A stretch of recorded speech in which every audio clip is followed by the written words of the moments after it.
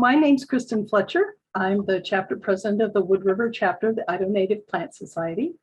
And our talk tonight is natives versus nativars, which is best for your garden, with Dr. Steve Love. It is my pleasure to introduce Steve Love. He is a University of Idaho Extension Consumer Horticultural Specialist stationed at Aberdeen Research and Extension Center. He earned his bachelor's degree in horticulture at Brigham Young University and his PhD in horticulture and plant physiology at Clemson University. After coordinating the Tri-State Potato Variety Development Program for 20 years, he redirected his considerable plant breeding skills towards developing native plants for use in home and commercial landscapes. Since 2005, Steve has collected, grown, and/or evaluated over 1,200 species of Intermountain native wildflowers and shrubs, and released over 100 native plant products into the landscape nursery industry. Steve served admirably as state president of the Idaho Native Plant Society for 8 years. Thank you, Steve. It was wonderful. And remains on our board as vice president. So without further ado, welcome, Steve. It's so lovely to have you here tonight. Thank you, Kristen. I appreciate it. I appreciate this opportunity. I just had a brief bit of trepidation when you asked me to talk about this topic. Partially, I was excited, and partially, I know that there's a lot of issue and controversy associated with this, but I've studied it quite a bit, and I've learned a lot about it. And I appreciate the opportunity to express some of what I've learned. So, and hopefully this will be of benefit to everyone. So let me share my screen and we'll get this going.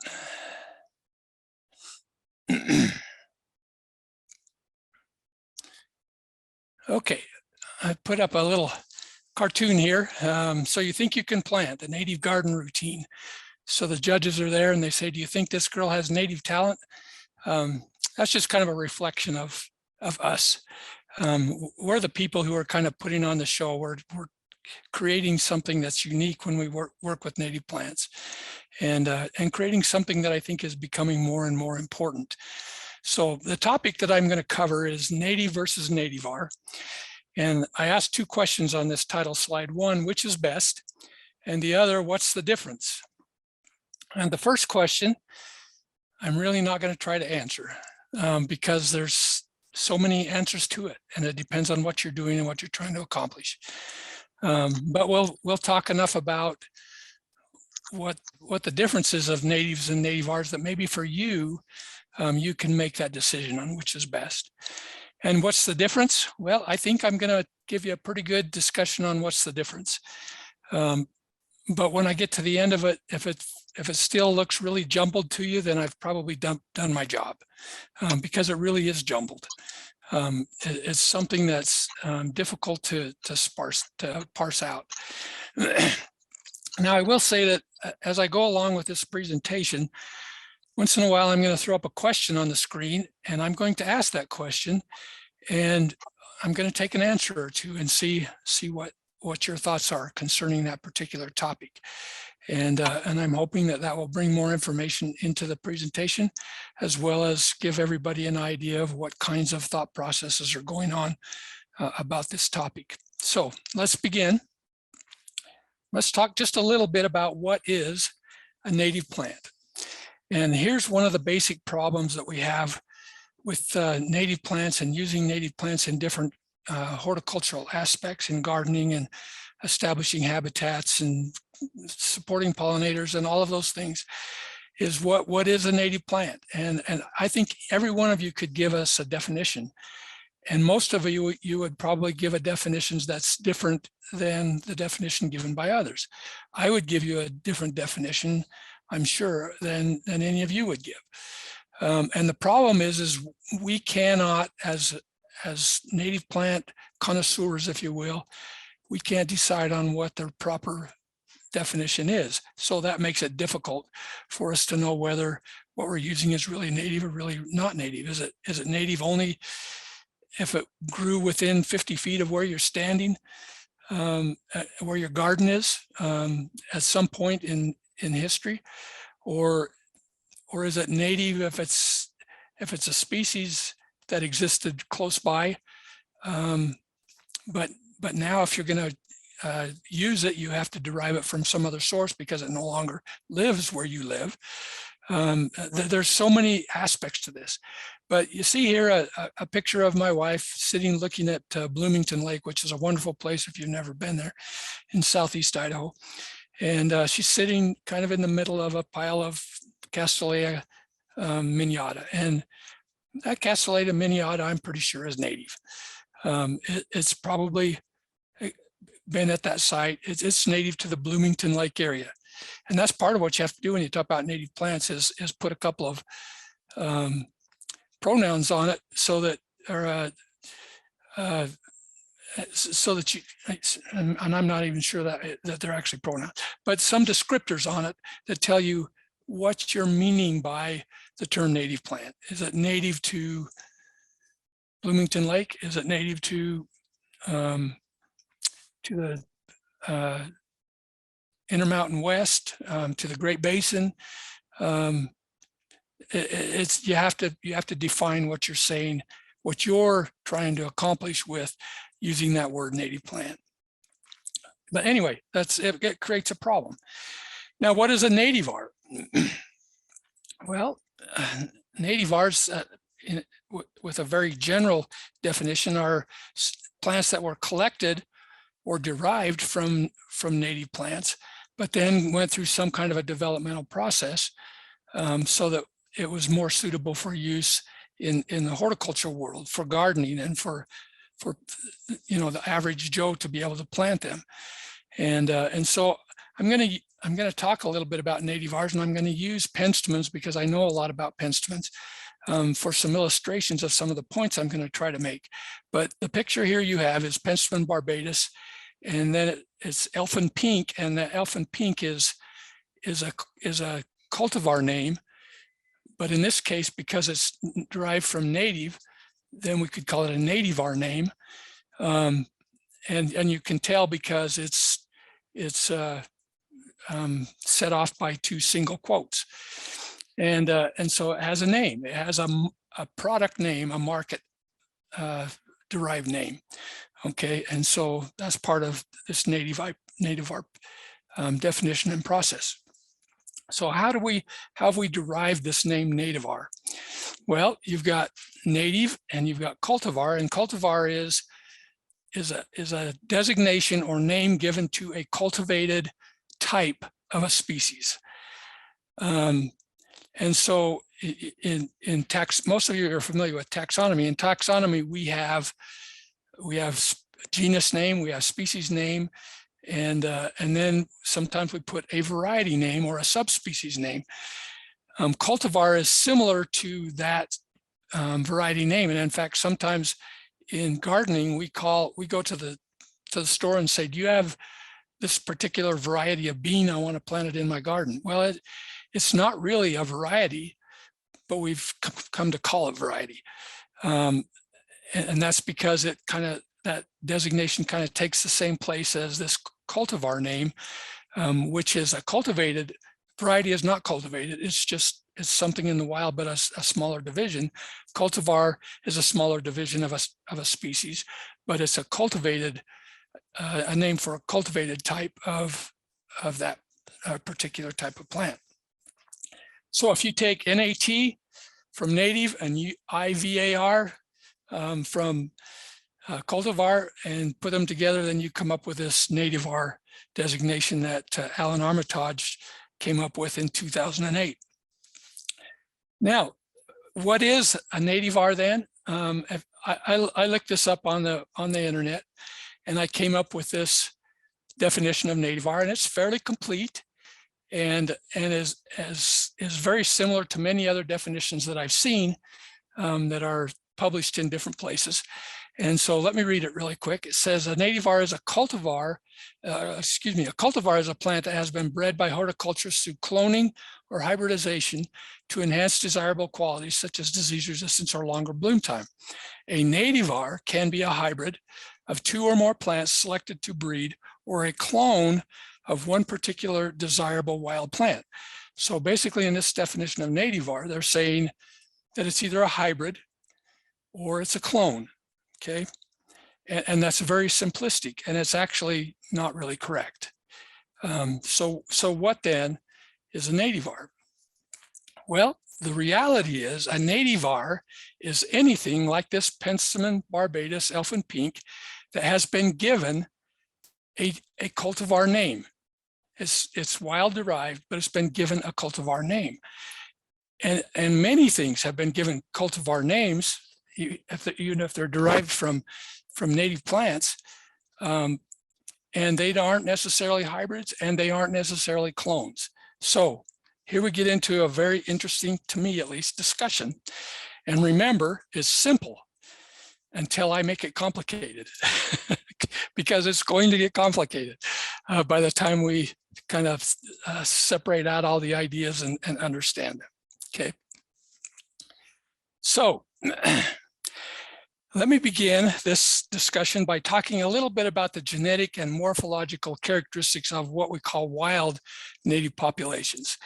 And the reason I bring this bring this into this discussion is because this tends to shade all of our other discussions on whether something is suitable or not suitable, and whether it's still considered native or not native, or whether it's good or bad for use in our gardens.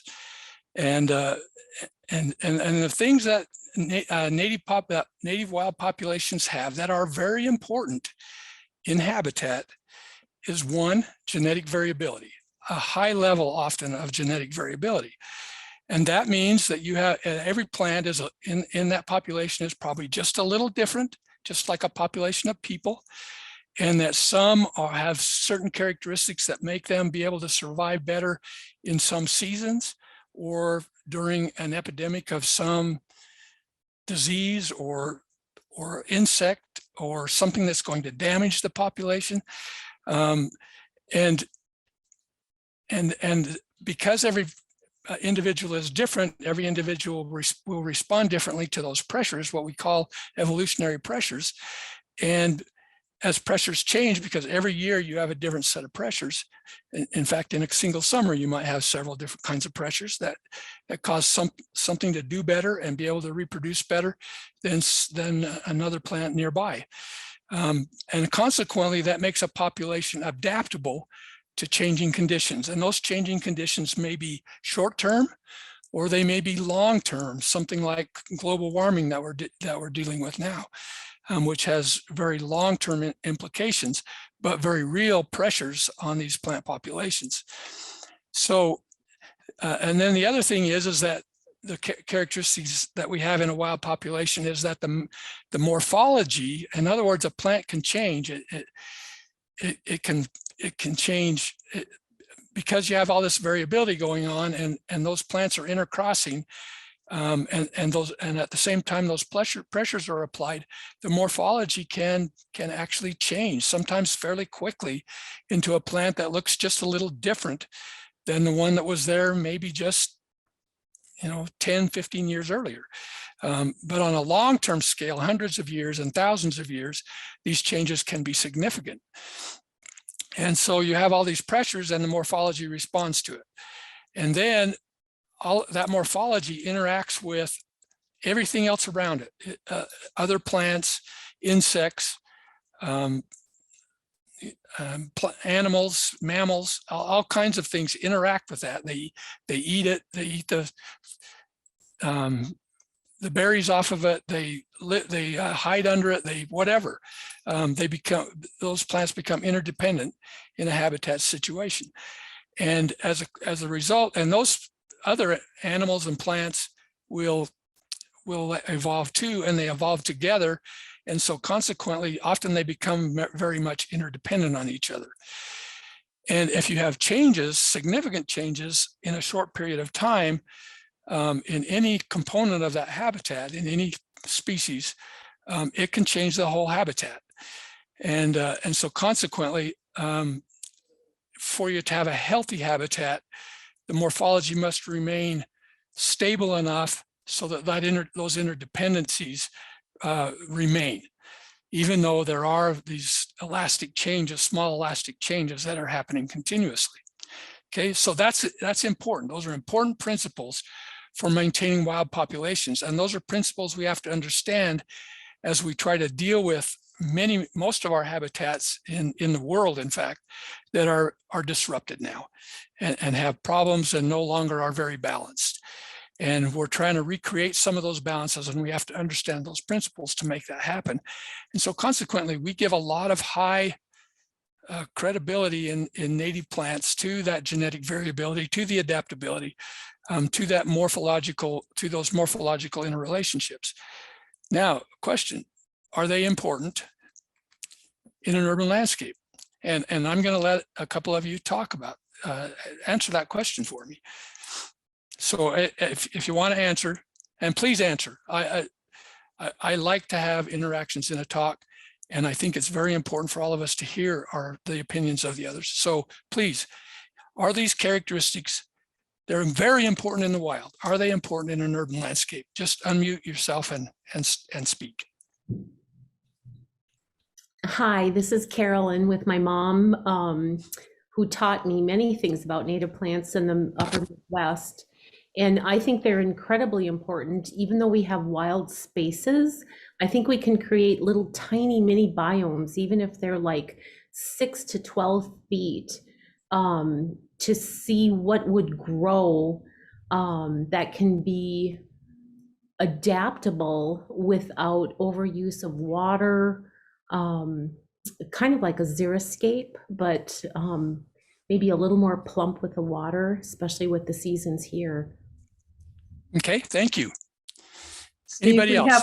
We have a comment from Susan who says, yes, they are still very important because, whoops, somebody else commented and it jumped. They're still very important because our native pollinators are still present in the urban landscape. And Amy says, yes, very important for wildlife and ability to adapt to climate change. Okay, thank you. I'm going to move on just for time's sake, but those are very, very wonderful comments. And in the view of what I've learned, correct and incorrect. Okay, and I'm going to try to show you where the correctness comes in and where the incorrectness comes in, because it is different in an urban landscape. When you take a plant out of the wild and you put it in an urban landscape, I don't care how hard you try to create something that is natural, in quotes, it is not natural. Okay, and sometimes in an urban landscape, we will let things kind of develop as they will, which that genetic variability and adaptability can come into play just a little bit.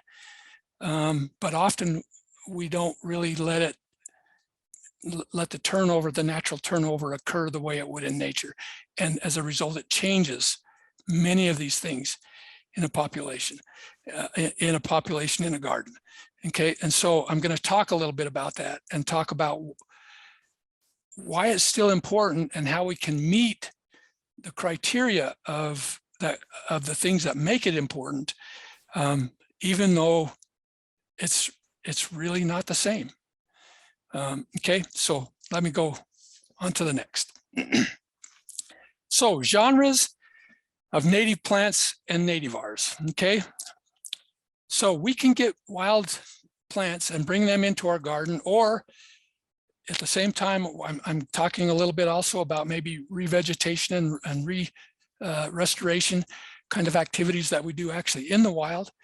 And so I'm not leaving that out. I'm talking a little bit about that as well. Or maybe we're creating something that is as natural as we can. Maybe we live close to a natural area and we just kind of phase that into our property. Okay. So there's a lot of variations of what we can do and what we're trying to accomplish. And sometimes we can use wild collected seed. We can also use material that's available that's wild sourced but cultivated. Either the seeds or the propagules come out of a garden or a field situation where they are produced in quantities. We can have things that are wild sourced and selected. In other words, we brought it in as wild, and then we kind of applied our own pressures to it. So maybe it's just a little bit different. Maybe it's resistant to a disease. Maybe it still has most of the wild genes in it, but the populational structure that was there in the genetics has been changed to some degree. Okay, then we have wild sourced and clonally propagated, where we identified a unique and individual type, and then we propagated it by itself and separated it from the population as a whole. Then we have what we call intraspecific hybrids, which means a hybrid between two species. I mean, between two types of the same species, two forms. And so it's still validly the same species, but it's a hybrid, and so consequently you can get combinations of genes that maybe you really can't find in nature. And then we have finally interspecific hybrids, which are hybrids of things that are created. They may both be native sourced, but we've crossed them across species boundaries and created something that is very unique through a process of selecting the types that we like out of the variability that emerges from that. Okay, so we have all of these things. Now, let's talk about some of the characteristics of these. And let me talk about each one of them individually. And again, I'm going to use Penstemons as an example here. And so I have a picture here of Penstemon attenuatus that I took in the Pioneer Mountains near Iron Bog Creek, up west of Arco. And, or excuse me,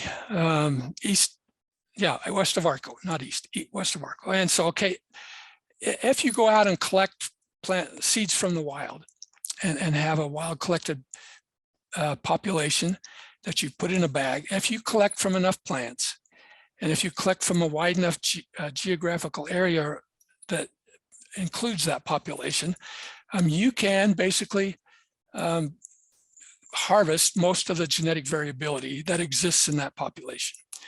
Okay, now, this is the only source of seed that is truly wild, that truly maintains that populational variability as it existed in the wild. It is the only way. And if you take it and plant it in a garden, the first generation that you plant in the garden will be different than as far as the genetic structure than it was in the wild. And just because conditions are different. And some plants will grow better than other plants, and if you allow the plants to pollinate each other and to create second and third generations, the longer it's in the garden, the more it will change, and it will become different. It will not be the same population.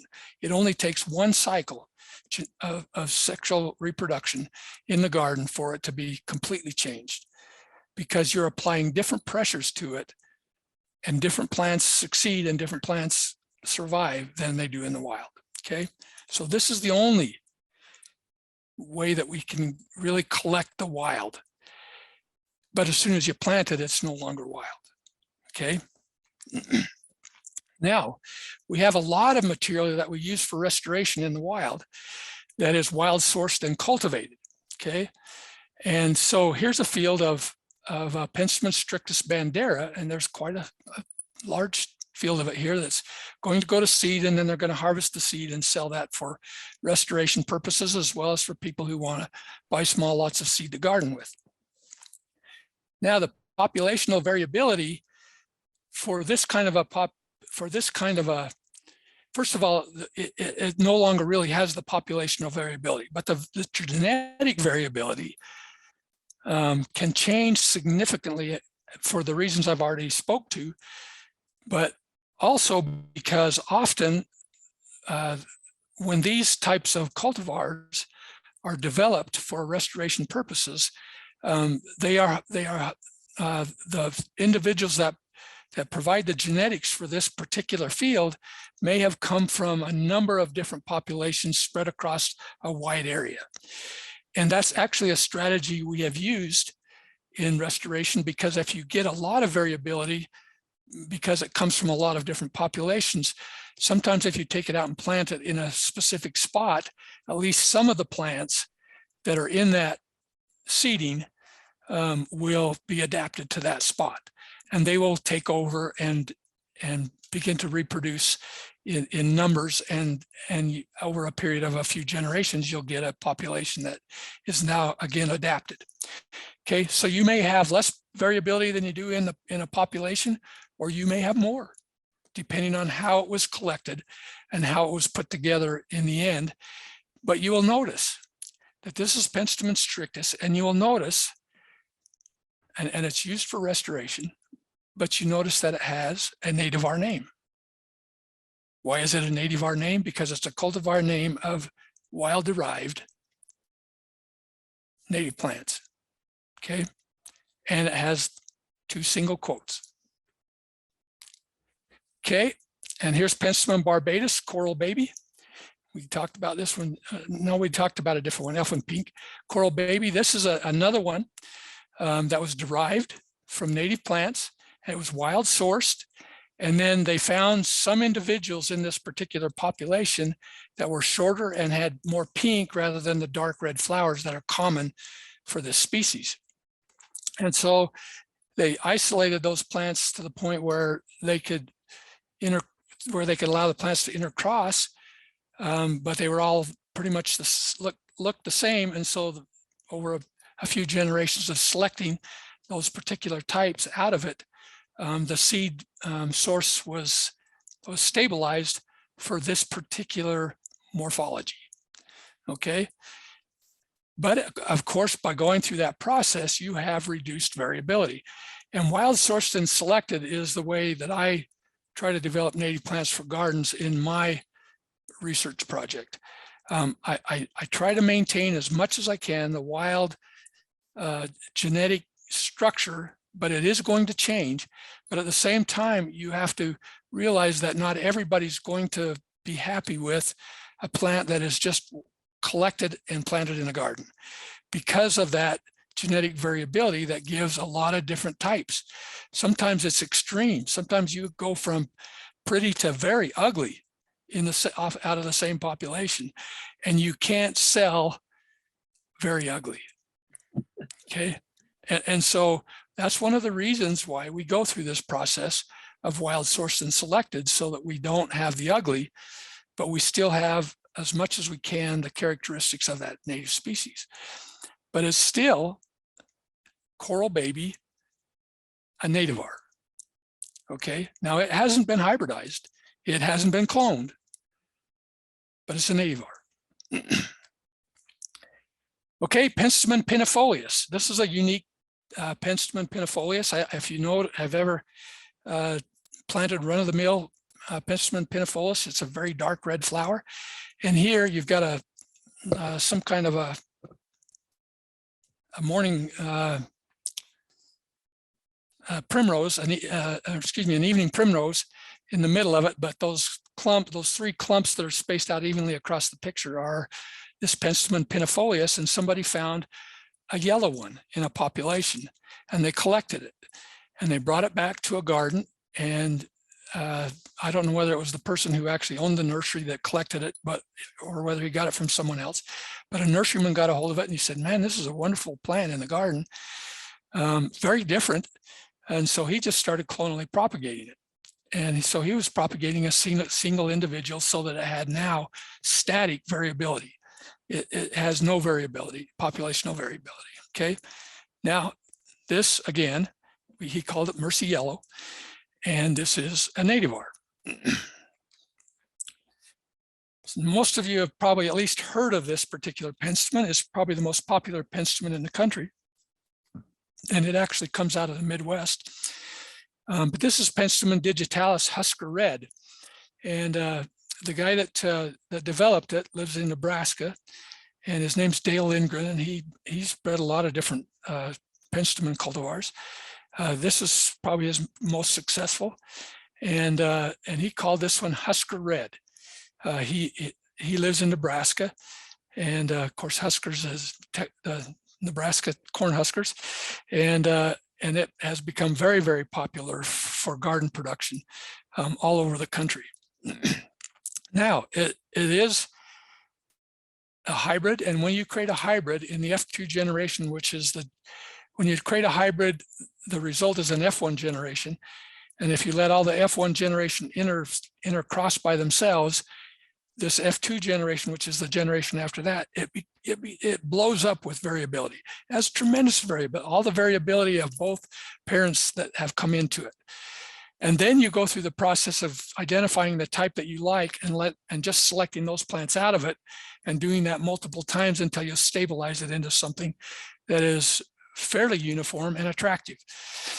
Now, by going through that process, again, you limit the populational variability, and the variability is unique because it's from two populations that were probably, and this is, again, still Penstemon digitalis. He took two Penstemon digitalises from very different places and had very different morphologies, but it's still the same species. And this is the result. And again, Husker Red is a nativar name, and so it is a nativar. Now here's something that we don't see very much in this country, these types of Penstemons, but they're very, very popular in Europe. And by the way, there are no Penstemons native to Europe. They all come from the United States, Mexico, and mostly the Western United States.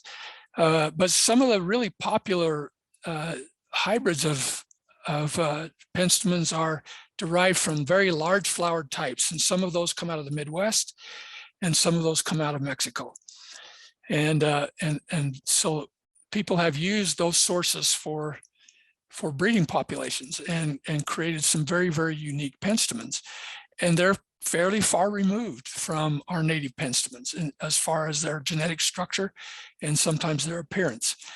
And again, they go through the same process I just talked about as with the interspecific hybrid of Husker Red. They go through the same process. And so when you have the ultimate product, they do have limited variability. And so consequently, they aren't really adapted to or can survive or can contribute to a wild habitat. Okay, and so this is the Penstemon hybrid. It's not even given a species name anymore because it's not pertinent, because it is derived from probably 3 or 4 different species, and it's called Firebird. And you notice, oh, I put a double quote on one side of it. Maybe it's not a nativar. No, it is a nativar, just a typo, a nativar called Firebird. Okay, so you can see that we've talked about a lot of different things that can be nativars. The nativar is more whether they're given that designation, that identifiable cultivated designation. Okay, and it can happen with, I've got the same list of genres of native plants that you can find in the marketplace, and every one but the wild collected, it consists at least partially of nativars. Not all of them are nativars. Some are not given names, but you have some that have been given names and some that have gone through the same process that haven't been given names. So are they or are they not? And if you look at this list, I put this list in an order that I could put this arrow by it. So the degree of manipulation, how much manipulation and how much change in the populational genetic structure and in the morphology have been applied to create these different genres. Okay, so at the top you have low, where you really haven't done much manipulation at all. And at the bottom you have very high, where you've really changed the plant. Okay, and everything in between. Okay, and many of what's in between is nativars, and many of what's in between is not nativars, not because they're different from the nativars, but because we just haven't named them and treated them that way in the marketplace. So if you look at this same order again, reduction of variability of the initial populational variability where you took it from. Wild collected, no, until you plant it, then yes, okay. Wild sourced and cultivated, maybe. It depends on how it was treated. And if it came from a whole bunch of different sources and they combine things and then selected things out, sometimes you can get more variability, sometimes you can get less variability, but most often you get different variability, okay? And then the rest, wild sourced and selected, wild sourced and clonally propagated, interspecific hybrids, and intraspecific and interspecific hybrids, of course, are all have a significant reduction of the variability you found in comparison with the place you collected it. Now, which are appropriate for restoration? Well, wild collected, of course. Wild sourced and cultivated, that depends on who you ask. However, it is the single greatest source of restoration materials. And so do we use it for restoration? Yes, we have to. If we don't have anything to plant. Okay, so I say yes, because there's no other possible answer. Okay, and then the rest are really not appropriate because they do not have the genetic structure that will maintain the variability, that will give them the habitat adaptability and give them the morphology range that they need to kind of fit into that habitat, okay? Now, how about those that develop atypical morphology? In other words, they really don't look the same. They don't have the same characteristics in both the macro and micro view. And so, but if we have wild collected, wild sourced and cultivated, wild sourced and collected, wild sourced and clonally propagated, these don't really have atypical morphologies. They tend to look like what you found in the wild, okay? They might be only a part of what you found in the wild, but they look like what you found in the wild. If you do interspecific hybridization or intraspecific or interspecific hybridization, you may change them, but it's maybe for an intraspecific hybrid if you're using the same species, because it depends on what you select for. But in an interspecific hybrid, it's almost always yes. You've made significant changes to how it looks, how it reacts, and how everything around it is going to react with it, okay? Now, let me ask you a question. Okay, I put this same slide up, degree of manipulation. So here's another question for you. We got wild collected on the top, interspecific hybrids on the bottom. So from low manipulation to high manipulation, at which stage is this plant no longer native?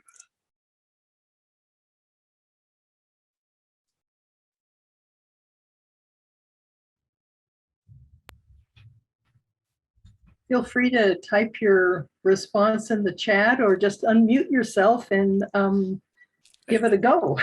Everybody's way too confused now. This is Carolyn again. I'm going with wild source and cultivated because you mentioned that after the first cycle, it's no longer technically wild from where it was in situ. Okay.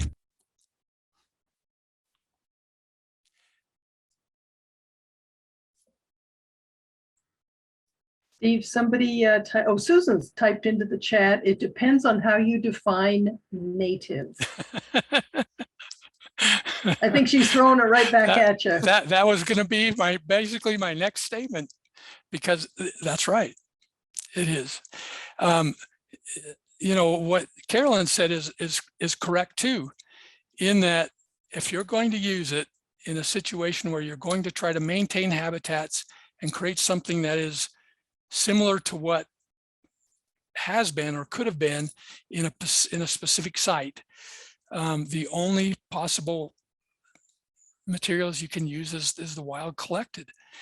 And provenance becomes important in that situation where you need to collect it where you're going to plant it back. But we don't even do that in wild sourced and cultivated. Often things come from a very different place, and yet we use them. And sometimes we use them very successfully. But can it be native again? And if we're going to talk about native plants in a marketplace, if we say that, all of a sudden we've eliminated everything else from that definition. And here's one of the issues. If we do that, virtually nobody can plant native plants. Why? Because they're not available in the marketplace. You can't buy them.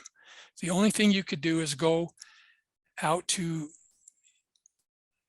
a nearby wildland and collect some seed and establish it in your garden.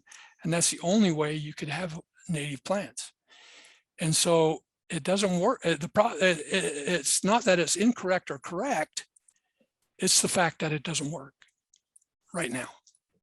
And it never will work, because wild collected, again, you have all that variability in it, and that variability is not acceptable in the horticultural trade. Okay, so I'm telling you, not what's best or not what's worst or what your preferences could be. I'm telling you, this is what you can do. And I'm talking to people who can and know and have access to some of these things in a more wild state. What about the average gardener who doesn't even understand a thing, any portion of what I've just said, and they want to go to the store and buy native plants? And that's the only place they can get them, because they don't know anything else about these processes. Okay. If we want native plants in gardens, yes, some of them may not be quite as wild as some of us would prefer, but we've got to be a little lenient in our definitions. Otherwise, we don't have it. Okay, so that's one of the points I wanted to make. And so thank you for your comments. And if I say something that offends you, I apologize. I'm a little bit opinionated on some of this, partially because of what I've learned and know about how things are working and what can work. And so I respect your opinions, but I have mine too, and those are the ones you're going to hear. And I apologize if it's not yours, and if maybe that makes you a little uncomfortable, but hopefully maybe you'll have a chance to tell your opinion. Steve, we Okay. do have a couple of comments that Okay. are tied together a little bit, and I think they're questions. They're probing kind of questions. Okay. So Preston just says wild versus native. You know, what's the difference between wild and native? And then G asks, where it is sourced and where it is planted impacts native identity? Okay, let me answer the first one, and then I'll have you repeat the second one. So Okay. the second one, wild versus native. That's actually, Preston, just exactly the point that I was trying to make. I don't know, wild, you know, that's pretty clear. We went out in the wild where it was a relatively undisturbed population, and we collected, and it's wild, okay? And it's also native. It's very native. But the further you go down this list of plants, and again, I've got it in a different form here, but the further you go down this list, this genre, the less wild they are. Again, are they native? I mean, what can we do to them? What can we be allowed to do to them and still call them native? And Preston, quite frankly, I'm not going to answer that. In fact, this slide is making that point. Are the top three in this group native or not native? Well, the top one obviously is. The other two, we can have lots of discussions. Are the bottom ones only the nativars? And are they not native? Or maybe they are still native. So I Preston- don't have an answer because we don't have the proper definitions to answer it. Mhm. Okay, second question. Well, Preston follows up with a follow-up question. So a naturalized species could be considered wild? Only if it goes back into the wild and regains its genetic structure, genetic diversity, structure of genetic diversity.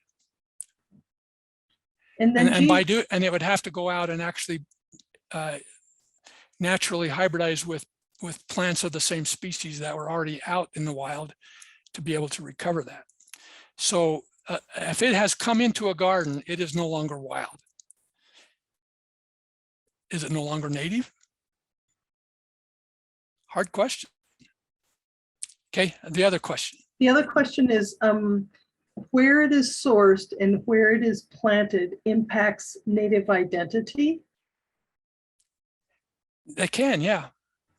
And we're getting to the point now where we're really cognizant of the fact that we shouldn't take things too far away from their habitat sites in order to plant something to restore damaged areas.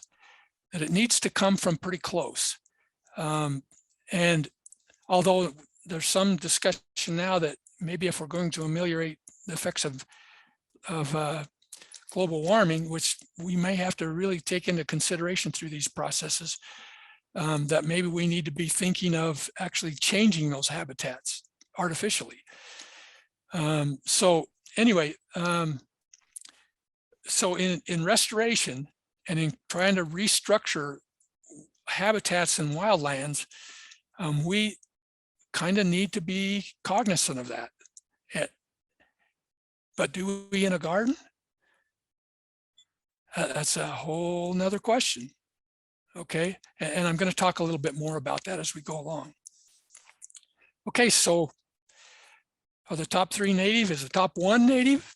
Are the bottom 3 nativars? Are the bottom 5 nativars? Is a nativar really not native, or is it native?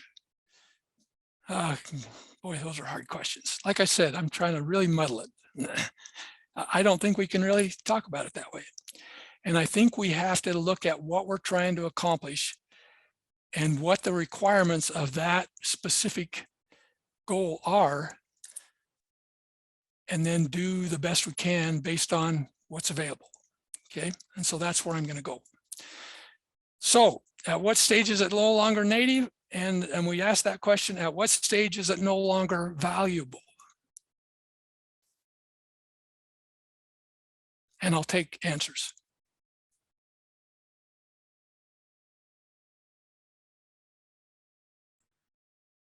So at what stage is a plant no longer native? Yeah, and the native we already talked about. Mm-hmm. So when is it not valuable? How far can you go through those stages of manipulation for it to not be valuable?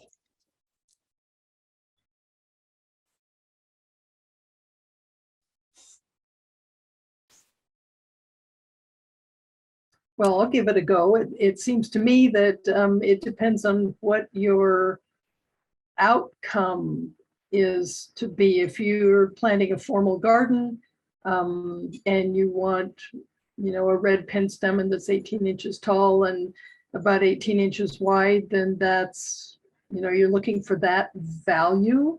Let's see, we're getting some comments. Amy says, all plants are valuable in some context. Preston states that when it becomes invasive, is it no longer valuable? And Carolyn says it's valuable if it can feed a native bee generation and then the next native bee generation. And Susan says the aspect of value depends on the purpose for which you purchase the plant. For me, since I'm working to create habitat for native bees, a plant that does not support that purpose is of little value to me. Great. Those are taken all together. That's a great answer. A great answer. Okay. It depends on where you're headed. Is it taking you where you need to go? Okay. And it doesn't matter so much which degree of manipulation it's been exposed to. It depends on what it's doing for you. Okay. Now, what are we trying to accomplish? Are we restoring wildlands? Are we improving biodiversity? Are we retaining variability and adaptability? Are we creating habitat? Are we supporting pollinators? Are these things important in the wild? All of them, definitely. Are they in the garden? Yeah, not maybe in the same way, but yeah, they are, but we have to accomplish those things in different ways. Okay, if we want to improve biodiversity in a garden, that means we need to plant a lot of different things. If we want to retain variability and adaptability, that means we need to have that variability and adaptability there to begin with. And the other thing is then we need to treat our garden very differently than we normally do, which means not hoe out all the volunteers and consider them to be weedy. We just have to let it go. Okay. Are we creating habitat? Well, habitat for what? And then you have to learn about what a particular animal or insect needs, and then try to create something that can bring it advantage. Okay, and support pollinators. And I'm a great fan of supporting, especially our specialist native pollinators. Okay, what's a specialist pollinator? A specialist pollinator is one that can only feed from or live on a single species, or sometimes up to a single genus of plant. And if it's not there, that pollinator will die out and it will not be there. Okay. And which plants are good for specialist pollinators? Well, virtually every one of them. Okay. And so we need to educate ourselves about what feeds what, and try to provide in our gardens the things that will support that. Okay, so what I'm saying is all of these things become important in the garden too, but how we handle it in the garden is so different. Steve, we have a couple of further comments about your valuable question about being valuable. Pamela says, a native or nativar is valuable when it still fulfills its role in the ecosystem. Good. And Vern says, I think it goes beyond native bees. How about other threatened animals? Preston adds, how about native herbivores that feed native birds? And then Carolyn adds, and moths, wasps, hummers, flies, etc. So we're starting to look really big here.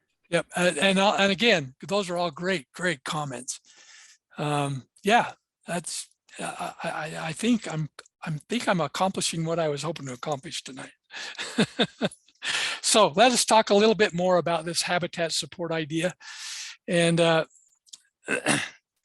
ask a question here: are nativars less effective for creating habitat? And that's not really a question that that I need you to answer for this discussion, because what we've been taught and what the opinion that most of us have right now is that yes, they are less effective.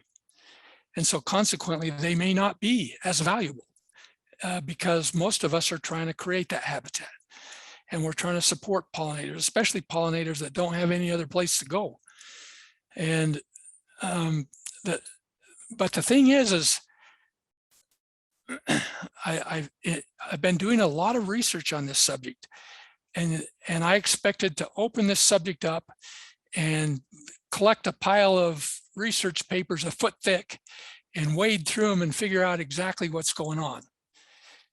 What I found was there are really only 3 effective studies that have been done on this topic, okay, associated with pollinators, okay,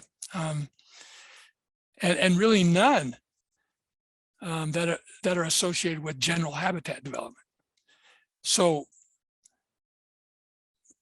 there's a lot we still don't know, a lot we don't know, and the opinions that are out there that say it's less effective are partly correct and partly incorrect. And often it comes down to a single plant. What we're finding is if you collect plants in the wild and you plant all of those plants, some of them will be be given preference by pollinators, some of the plants, even though they all came from the wild. If you plant a bunch of nativars, it's the same thing. However, because you've eliminated a lot of the variability of the nativars, if you plant a nativar as the only source of a species and it's not attractive to the pollinators, then they won't come to it and they won't be supported by it, because all of the plants will have the same problem, that it makes them not necessarily effective or attractive. Okay. So is pollinator support reduced by using nativars? And again, most of us would say yes. Whoops, getting a little ahead of myself. And here's the 3 studies that I found. A lady by the name of White in 2015 planted a bunch of different species of both nativars and native plants, wild plants. And actually, I don't even know whether they're wild, because I don't know whether they came from cultivated sources, but at least they weren't hybrids and significantly changed. Okay, so what she said is the results were mixed. Some herbaceous nativars were better for pollinators, and some were worse than than what she called the natives that were intermixed with it. Okay, Poitras and Affoltar, I don't know how to say their names, Affoltar, in 2014, they also did some herbaceous plants and they had mixed results, some worse, some better. Ricker in 2019 did a study on some landscape shrubs, some native in their native states, some not in their native states, some that were hybrids, and mixed results. Some shrubby nativars were better, but in this case, most were worse. Okay, so it's messy. It's not really clean and clear. Okay, and none of these people were looking at the specialist pollinators. Okay, they were only looking at just kind of general numbers, and not even just native pollinators, but anything that would come to the flowers. So there is so much we don't know yet. Okay, so and this Ricker that did this last study said it was concluded that cultivars that had similar flower morphology to the straight species had equivalent pollinator attractiveness. Interspecific hybrids and greatly modified cultivars were less comparable to the original species in pollinator visitations. So if you've really changed the morphology, then maybe you have eliminated some of the value with respect to pollinators and habitats. If you've maintained, if through the process of creating those plants and other people buying plants they're trying to have plants that are native, if you haven't made significant changes to them, they're still pretty good. Okay, they're equivalent. So characteristics that lend to pollinator support reduction, the things that they found that would reduce the visitation and the support for pollinators was a reduction in flower number. And sometimes when we have when we select for bigger flowers, we select for fewer flowers. Okay, so bigger flowers can be, related to, or you have a correlation there with reduction in flower number, and thus maybe less support. And that's one of the reasons is because you just simply now don't have as much pollen and nectar available. And in a population of plants or in a garden, you get enough pollinators visiting and they use them up, sometimes in a very short period of time, and there's just not enough to support the numbers that you'd like. Okay, any significant shift in flower color, because that's an attraction thing. They may not actually even recognize it for what it is. Okay, so a shift in flower color can make a difference.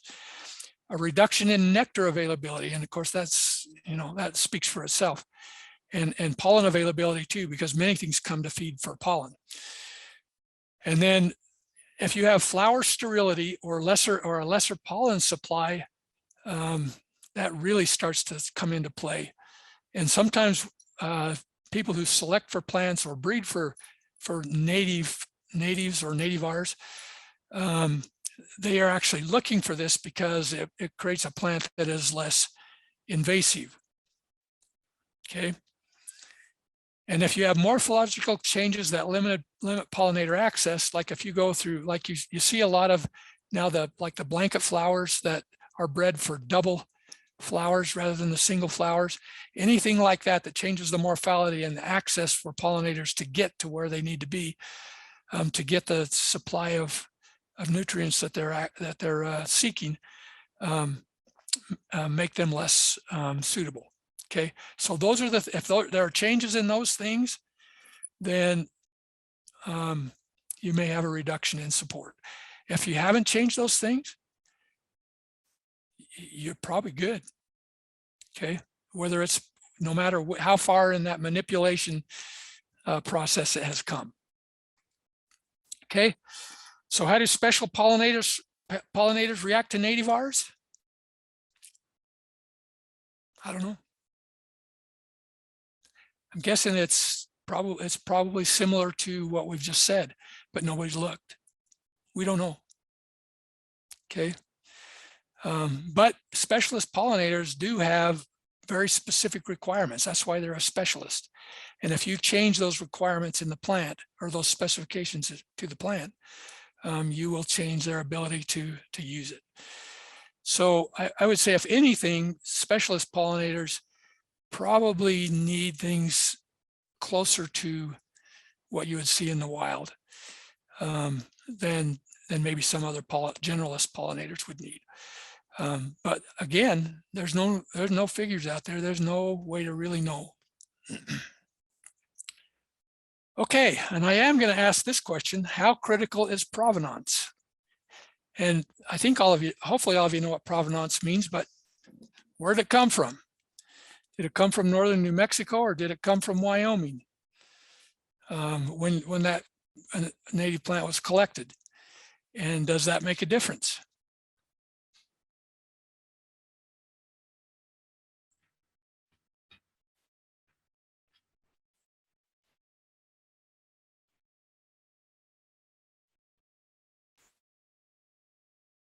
Well, I'll chime in. I planted some scarlet gilia from a seed company from either Arizona or New Mexico back in the days when I was gardening. And those scarlet gilia would typically grow 2 to 3+ feet tall from that seed source, where, you know, natively collected seeds didn't. They grew about 18 inches. So I would say it makes a difference. Okay. Anybody else? Take one more. Somebody be brave.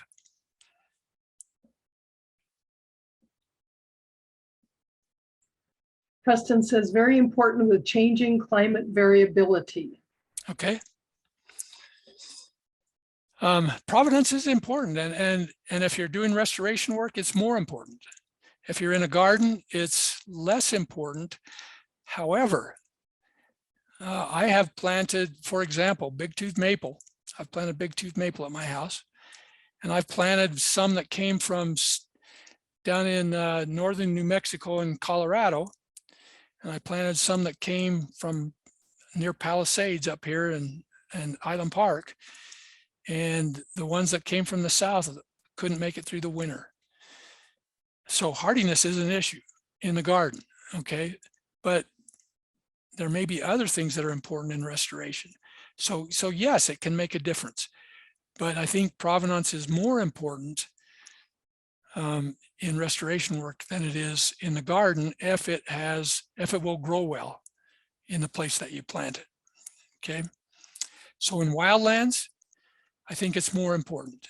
And the other thing is if you plant plants from another provenance into a wild situation or into a damaged habitat, let me put it that way, into a damaged habitat, that may be a couple of 100 miles away, I can tell you, you are definitely introducing a new genetic structure to those populations as they try to get used to growing around plants that they've never seen before.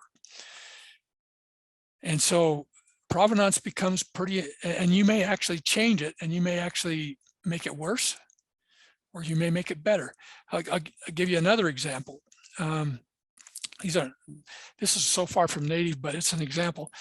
We used to have a lot of pheasants in our country, and foxes have been a big part of the reason we don't have as many anymore. But I also talked to somebody in the Fish and Game department, and they said one of the biggest problems we've had with our pheasant populations in southeastern Idaho is that we introduced pheasants from different places, and they were bigger birds, and we thought they would be better, but they just weren't as tough. And they interbred with our local smaller population of smaller birds, and we actually damaged the whole population. Okay, the same thing can happen in plants. Okay, now in a garden, all of those things become less important, but it does need to be hardy, and it does need to be adapted to the conditions and to any other things that might damage the plant or cause problems. Okay, so it is important in both, but it's more important in wildlands. Okay, I'm getting close to the end, but I really would like to have some discussion, some serious discussion on this. And this comes from the fact that this is happening. I haven't seen it happen in Idaho yet, but I've got a very close colleague that works on similar projects to what I do in Colorado, and he said this is becoming rampant in Colorado, that they're having public policy dictate what people can do with native plants. And in some cases, they're dictating that they have to plant native plants, but then they got a whole list of rules that they have to live by if they do plant native plants. Okay, and so you got this economic analysis, moral philosophy, and public policy issue, which is actually a book about this kind of thing. So should public policy be employed to enforce native plant design and planting practices? So let me ask you a question about that. Where is it happening? Are you talking in wildlands, in restoration, in gardens, or gardens. in gardens? Okay. Neighborhoods. We have one no. Okay. Thank you, G. I would appreciate a comment on why. Okay. Why the no? Because my answer is no too.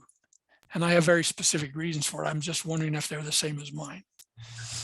Is anybody else who's not on the chat but wants to comment in person? Please unmute yourselves and have a conversation about it. Hi, this is Sharon. And in the ideal world, I think, that'd be great if we could do that. But we're so far from having acceptance of things in many communities that are other than a manicured lawn. We're so far, and in some cases, there's many municipalities that require a lawn or something like that. Mm-hmm. Okay. I think we have to overcome the resistance to having any kind of naturalized landscape before we can even think about making it so restrictive. Okay. And luckily there are some places where they're actually, if you have a HOA and it dictates what you can plant and how it has to look. Some of them are actually dictating native plants, but then they got this whole list of rules you have to live by if you're going to do the native plants, and some of them aren't feasible, and I think it's actually doing more harm than it is good. Let me just put a little more information into this. This is me personally. I would like to see native plants incorporated into every yard, garden, park, and public space within every city in the country. Okay, and I doubt if there's very many of you that are listening tonight that would say anything different than that. I would like to see this happen for so many reasons, okay? And I'm not even going to go into the reasons because that would be a whole nother couple-hour conversation. But I would like to see that happen, okay? Now, Steve, how do we make it? Molly Yeah. commented that it used to be required in Bonner County within 40 feet of waterways in a vegetative setback. Okay, Let's see, Susan comments enforcing a specific standard for native plant design limits the range of what you can do because our yard is habitat. It does not look like an urban landscape or garden and would likely be deemed unacceptable by the standards of a community. Hooray, I agree. okay, thank you. Okay. Thanks everybody for your comments. Yep, thank you. And so I'm glad to see that a lot of you are thinking about this and seeing some of the same problems. But if we're going to have native plants, as a rule instead of an exception, how do we make it happen? Okay. First of all, we have to have enough plants to sell to fill the need. Okay. And we don't. Not even close. Okay. And availability of consumer acceptable native plants products is the most significant barrier. And that's the one that we have to break down first, because we have to get to the point where at least it can happen for it to begin to happen. Okay. And so it's an issue. And those barriers can only be removed when native plant nursery production is economical. And any restrictions you put on how they do it and what they do it with becomes a very negative issue in this process. Okay, they have to do what they can make work, and we're not going to subsidize them, and so it has to work on its own. So some of the critical barriers that are showing up now in some policies are that are creating economic problems for native plant producers are: one, an enforced definition of native. Somebody decides what native is for a particular area, and you can't plant anything that doesn't fit into that category. Okay. Limits on provenance. If you can't find it within 50 miles of it of us in the wild, you can't plant it here. Okay, that kind of notion. They're all valid, and they're all based on the things we've learned from restoration practices. They're valid in a certain setting. They aren't necessarily valid in a garden. They're impossible in a garden. The preclusion of nativars is another one, and that's a significant issue in acceptance, because the nativars are the pretty ones, and that's what people will go to first. And if we can get the people to plant nativars, pretty soon we can get them to plant the other stuff, because there's wonderful other stuff. But the nativars are there, they're attractive, they're wonderful, and actually people are actually planting a lot of them already because they work and because they're available. And then dependence on wild collections. And first of all, we will never supply the needs on wild collections. So back to this wild versus how much can we manipulate them? Can we use true wild native collections in a garden? Not if we want to do it on a scale big enough to make a difference for what I would call artificial habitat creation around the country. We can't do it. That we would strip everything in the wild and leave the places that we really value in much worse shape. So it's all about the numbers. If we can create enough plants, and if we can create enough plants that people will buy and like, and somebody can make a living doing it, we'll make it work. And so I think in order to accomplish that, at least on the front end, as we go into this encouragement of native plants and natives versus nativars and all this, I think it's, in my opinion, it's more wise to maybe ignore the competition or the difference between natives and nativars on this front end.